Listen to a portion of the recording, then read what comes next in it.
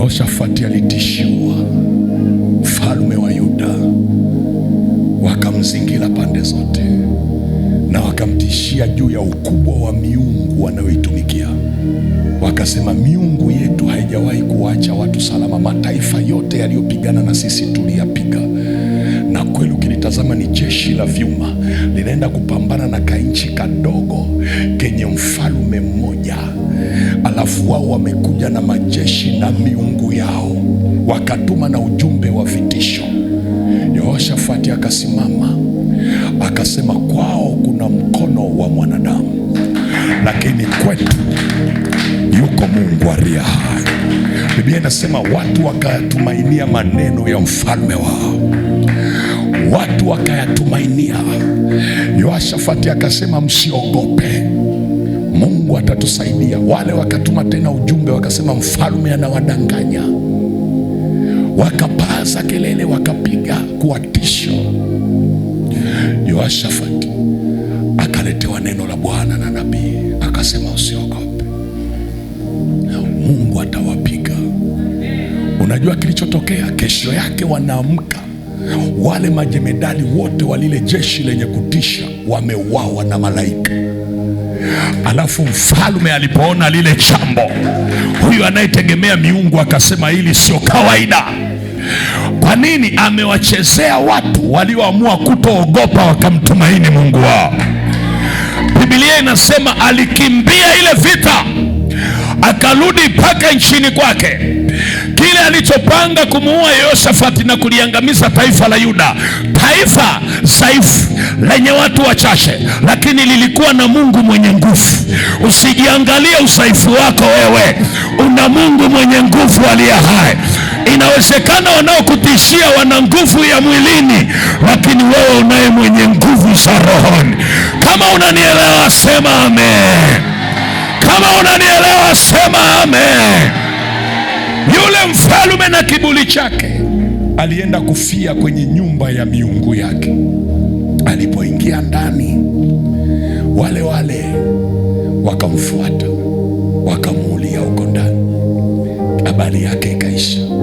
Wengine walipotaka kumlinganisha Mungu na miungu yao, wakalichukua sanduku la agano wakaliweka mbele za Dagon.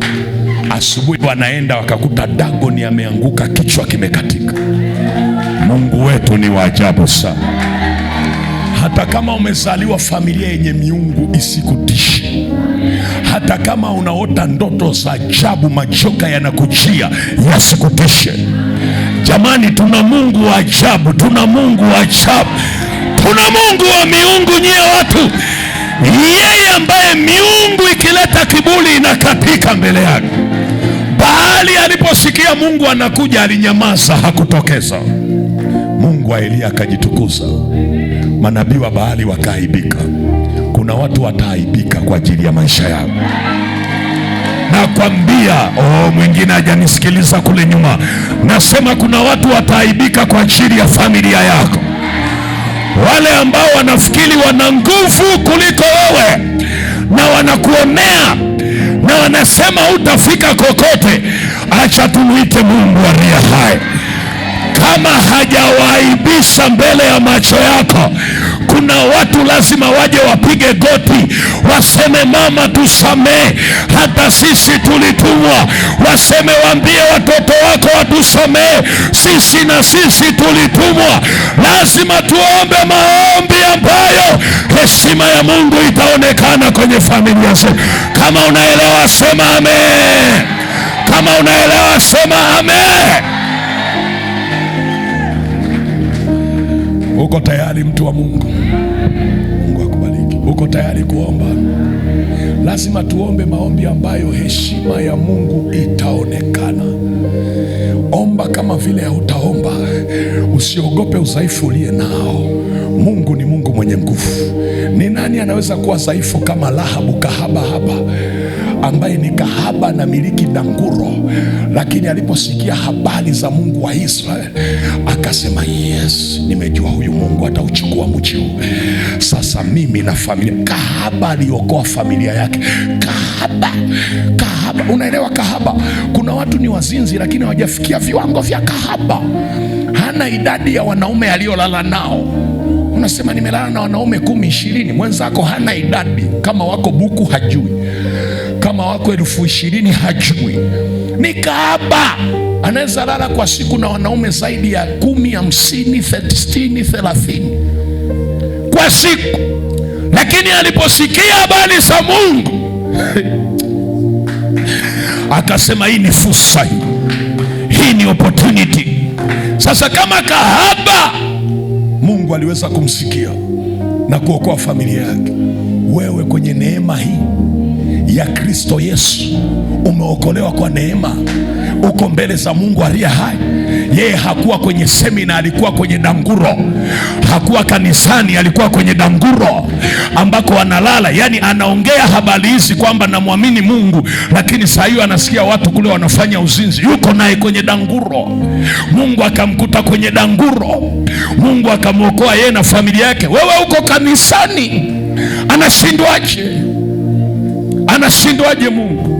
Kama Mungu anaweza kumkuta mtu kwenye danguro na akabadilisha historia, wewe uko hapa, huyo Mungu anashindwaje? Nataka tuombe. Mandaraba shandaraba korabasi rimandaraba korabasaya. Usiombe kama vile utaomba. Mimi sijui familia yako, maisha yako binafsi yanapita wapi, kipawa ulichonacho, utumishi wako, wokovu wako umekaje. Wengine hata mapepo na mashetani hayataki mkae kwenye utulivu, kwenye wokovu. Yanatengeneza matukio, events. Wewe unafikiri ni matukio ya kawaida, unasema ni mapito, kumbe unatengenezewa ili ukate tamaa kwenye wokovu wako. Mungu hajaleta ujumbe ili ukate tamaa, ameleta ujumbe ili kukuonyesha kwamba hata kama watatengeneza huo moto hautakuteketeza kabisa kabisa kabisa kabisa. Na mimi nakwambia hapa sio kawaida. Tunaanza na maombi haya, takupa neno la Bwana, baadaye tutamalizia na maombi ya mwisho. Inua mikono yako juu.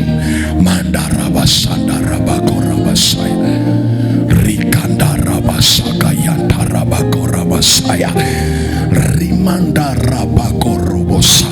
Mungu anachohitaji ni moyo wako. Unafungua moyo wako, alafu unamwambia Bwana, niko tayari. Kama Yakobo aliuawa kwa kifo kile kile, alafu mimi Petro hakufa, na mimi sikubali kufa kwa hicho kifo. Nimeona watu uvimbe ukiyeyuka, nimeona watu wakiponywa magonjwa yaliyoshindikana, nimeona watu wakifunuliwa maisha yao, nimeona watu wakifunguliwa, nimeona watu wakivishwa vazi jipya, nimeona watu wakibarikiwa, nimeona watu wakitoka wakiwa wengine, nimeona watu waliokata tamaa wakipokea tumaini jipya, nimeona watu waliokatiwa tamaa wakiwa ndio nyota zinazong'aa kwenye familia zao, nimeona watumishi ambao walitamani kuachana na kumtumikia Mungu akiwainua wakiwa ndio tegemeo kwenye miji na vijiji vyao, kwamba huyu mtumishi ndiye baraka. Nimeona haya yote, na huyu Mungu anataka kufanya jambo kubwa kwenye familia za watu, kwenye maisha ya watu hapa, kwa watumishi hapa, kwa watoto wa Mungu walioko Igurusi, kwa habari za maisha yao, na kwa habari za afya zao, na kwa habari za utumishi wao, na kwa habari za uchumi wao. Jesus, nyanyua mikono yako juu.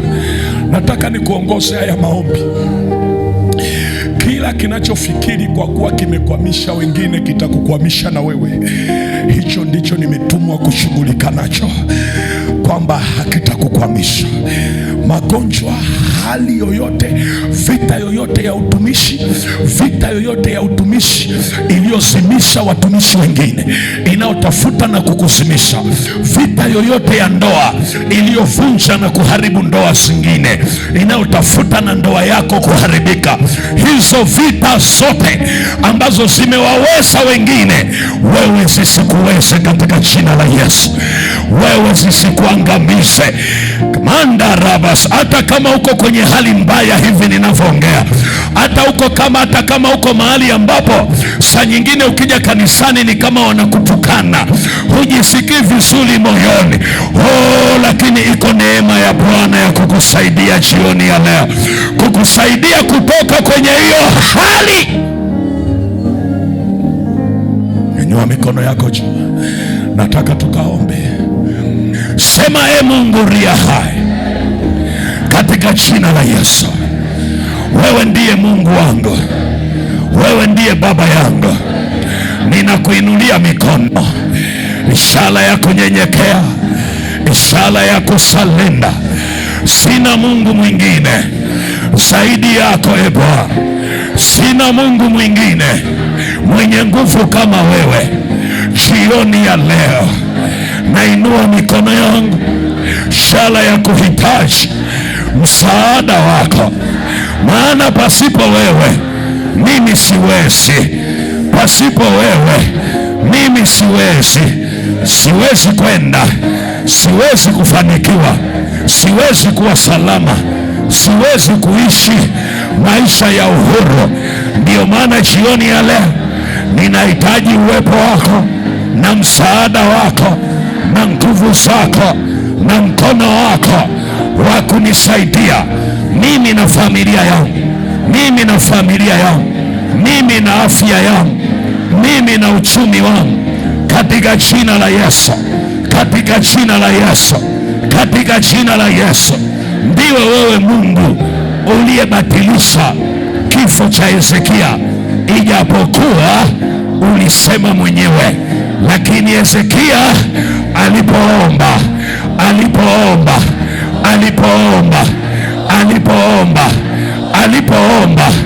akaomba tena na tena, ukasikia maombi yake, ukabatilisha kifo chake, ukamfanikisha, ukamwongezea maisha, ukamwongezea uhai, ukamponya ugonjwa wake uliotakiwa kumuua. Wako watu, Bwana, kwenye familia yangu kuna magonjwa yanatakiwa kuwaua, yamepanga kuwaua, yamepanga kuwaondoa, na ni magonjwa yenye majina makubwa. Wewe unaijua afya yangu inavyowindwa na magonjwa, inavyowindwa na adui kwenye ulimwengu wa roho, ili niangamie, ili nife, ili niondoke hapa duniani.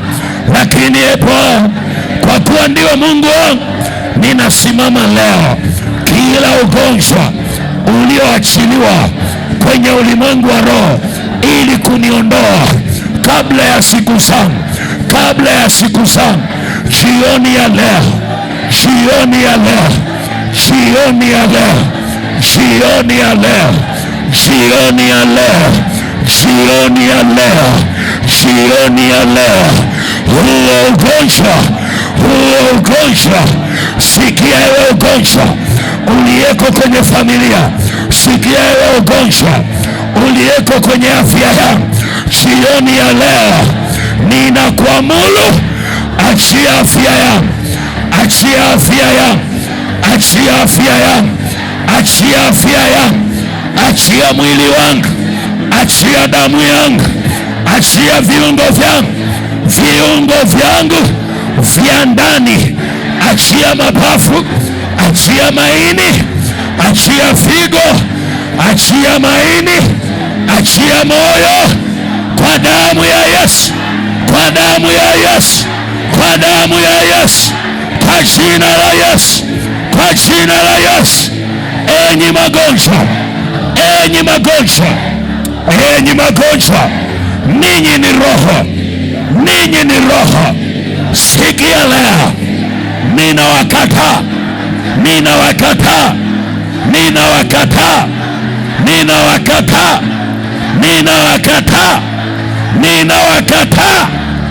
achia afya yangu, achia mwili wangu, achia familia yangu, achia afya yangu, achia mwili wangu, kwa damu ya Yesu, kwa damu ya Yesu, kwa damu ya Yesu, kwa damu ya achia, achia, achia, achia kwa jina la Yesu, kwa jina la Yesu, kwa jina la Yesu, kwa jina la Yesu, kwa jina la Yesu, kwa jina la Yesu, kwa jina la Yesu, kwa jina la Yesu, kwa jina la Yesu, kwa jina la Yesu, kwa jina la Yesu, kwa jina la Yesu, kwa jina la Yesu, kwa jina la Yesu, kwa jina la Yesu, kwa jina la Yesu, achia, achia, achia, achia, achia,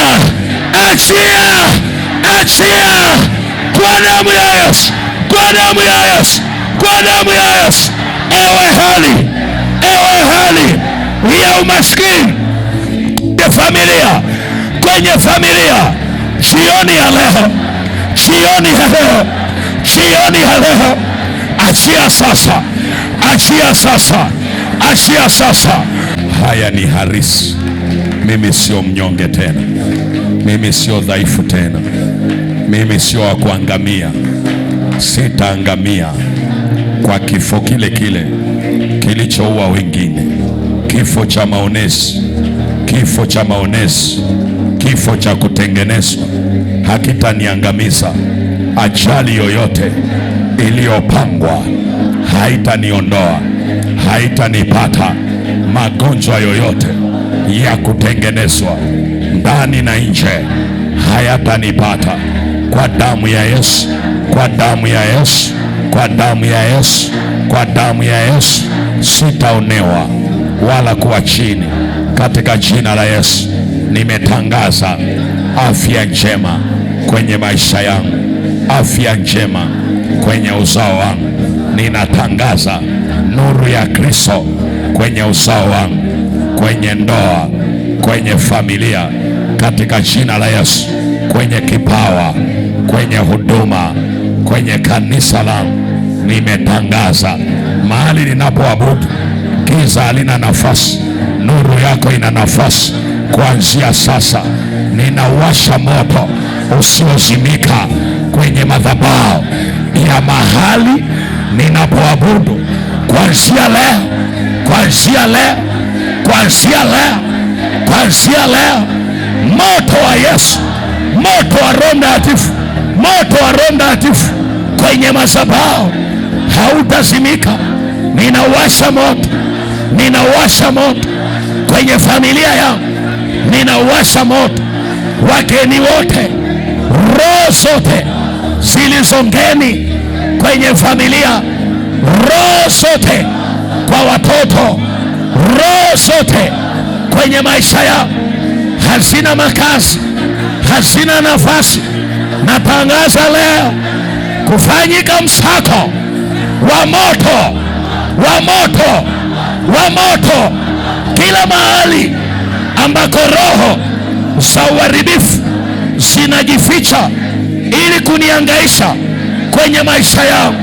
Jioni ya leo ninatangaza msako wa Roho Mtakatifu, msako wa moto, moto wa Roho Mtakatifu unazisaka hizo roho mahali zimejificha, iwe ni kwenye damu, iwe ni kwenye mwili, iwe kwenye nafsi, iwe ni nje ya mwili wangu, iwe ni kwenye ardhi, kwenye hewa, kwenye vitu vyangu, kwenye nguo zangu.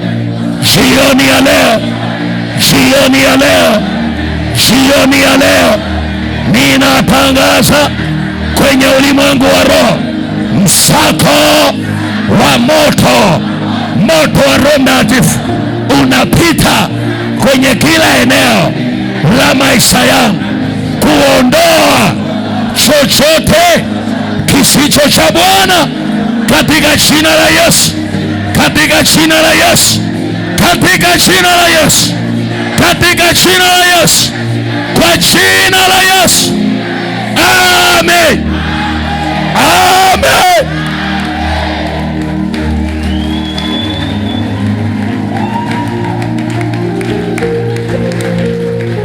Bwana asifiwe. Bwana asifiwe. hakuna kuzaa mapooza. Vitu vinavyokuja na kupotea havitapatikana kwako, kwa sababu ni mwezi wa habari njema. Tukivuka, tunapoianza nusu ya mwaka, lazima ulimwengu wa roho ijulikane kwamba sio kalenda ya wanadamu tena, bali kalenda ya Mungu imeanza kwenye maisha yetu. Kama unaelewa, sema amina, amina, amina, amina. Ni mwezi wa kutembea kibabe na upako wa Roho Mtakatifu juu yako. Yale mafuta umekuwa ukiyasikia hayatakuwa kwa jirani yako, bali yatakuwa kwako. Hayatakuwa kwenye kanisa la wengine, bali kwenye kanisa lenu. Hayatakuwa kwenye familia za wengine, bali kwenye familia yako. Kama unaelewa, sema amen. Kama unaelewa, sema amen. Kama unaelewa, sema amen. Yale mafuta ambayo yanawavutaga watu walio mbali wanakuja kwa Mungu, yanaweza kuivuta familia iliyoshindikana ikaja kwa Mungu. Hayo mafuta yatakuwa juu yako. Watu watauliza, inawezekaneje mtu kama huyu?